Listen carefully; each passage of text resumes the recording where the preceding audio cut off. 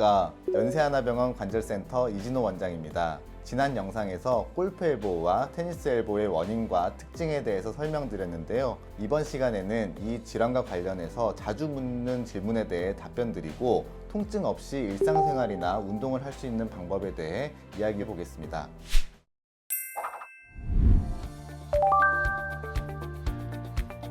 상과염은 미세 손상과 염증이 주 원인인 만큼 보존적 치료를 우선적으로 진행합니다. 그렇다 보니 비교적 간단한 주사 치료에 대한 질문이 많은데요. 먼저 첫 번째로 스테로이드나 프롤로 주사 중에 어떤 게 효과적인지에 대해서 묻는 분이 많습니다. 결론부터 말씀드리면 둘 다 효과적인 치료고 통증을 완화하는 데 좋은 치료입니다. 다만 스테로이드 치료는 염증과 급성 통증을 빠르게 완화하는 데 더 초점이 맞춰져 있는 반면 프롤로 치료는 인위적으로 염증 반응을 유도해서 손상된 조직을 재생하는 데 더 초점이 맞춰져 있습니다. 각 치료가 가진 기전이 다르다 보니 환자 상태에 따라서 조금씩 달라지는데 상대적으로 저는 프롤로 치료를 더 많이 시행할 때가 많습니다. 두 번째 질문으로 체외 충격파 하면은 진짜 아프다. 그래도 많이 좋아지긴 했는데 이 원리에 대해서 궁금하신 분이 많습니다.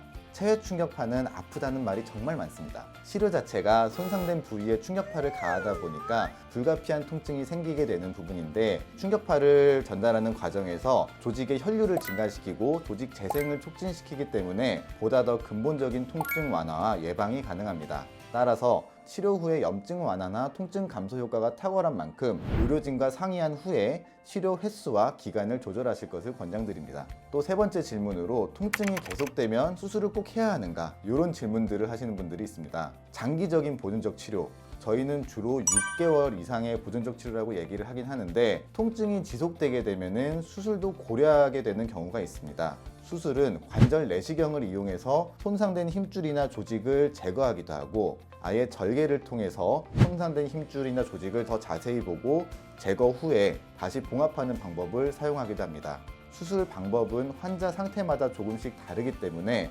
의료진의 진단을 통해 만약에 수술이 필요하다면 어떤 방식으로 진행하는 것이 좋은지 결정 후에 하는 것이 좋겠습니다. 이처럼 다양한 치료들로 팔꿈치 통증을 치료해야 하는 이유는 일상생활에서 여러 동작이 제한되기 때문입니다. 이 질병이 이완되는 시간이 길어질수록 무거운 물건을 잡거나 들어올릴 때 혹은 가볍게 문고리를 돌리거나 병뚜껑을 쥐거나 돌릴 때 통증이 발생하게 되고 어떤 환자분들은 가볍게 핸드폰을 들거나 자는 동안에도 통증으로 일어나서 깨게 되는 경우도 있다고 합니다. 따라서 가급적 예방하는 것이 중요하지만 미세 손상과 염증이 이미 발생했다면 늦어도 2달 이내에 치료하여서 기능 회복을 도모하는 것이 좋겠습니다.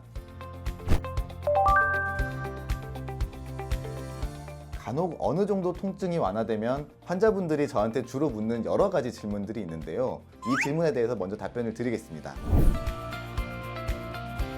골프나 테니스 같은 경우 힘줄에 충격이 가해지기 때문에 질병이 발생합니다.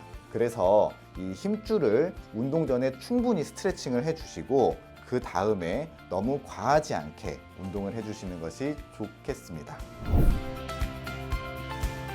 가장 중요한 것은 준비 운동입니다.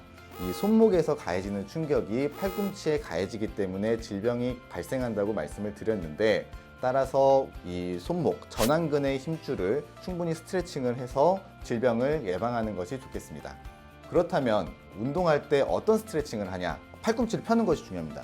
손목을 아래로 5초 힘을 줘서 스트레칭을 하고 위로 5초 쭉 힘을 가해서 스트레칭을 합니다. 스트레칭은 길고 천천히 하는 것이 중요하고요.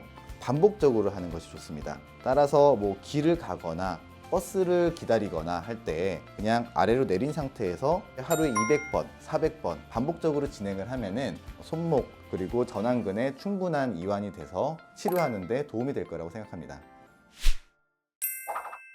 골프 엘보나 테니스 엘보의 증상이 이미 발생하셨다면 이제 관절 부위에 염증이 생겼다라고 생각을 하고 휴식을 취하는 것이 가장 중요합니다. 그리고 휴식과 더불어서 아까 제가 운동 전에 해야 된다는 스트레칭을 꾸준히 해주셔서 근육의 긴장도를 낮춰주는 것이 또 중요하니까 휴식과 스트레칭 잊지 말고 해주시면 좋겠습니다. 또 마지막으로 강조드리고 싶은 것은 생활습관과 관리의 중요성입니다.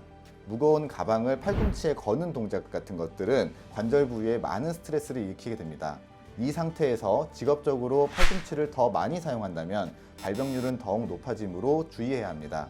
충분히 관리와 예방이 가능한 질환인 만큼 오늘 알려드린 내용 참고하셔서 건강한 팔꿈치를 유지하시기를 바랍니다. 지금까지 연세하나병원 이진호였습니다. 감사합니다.